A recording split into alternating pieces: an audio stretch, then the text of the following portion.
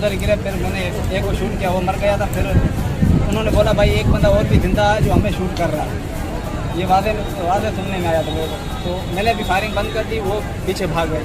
तो 2 बंदे उन्होंने बोला भाई 2 बंदे जो आगे फायरिंग करते जाओ और एक बंदा हमें कवर दो।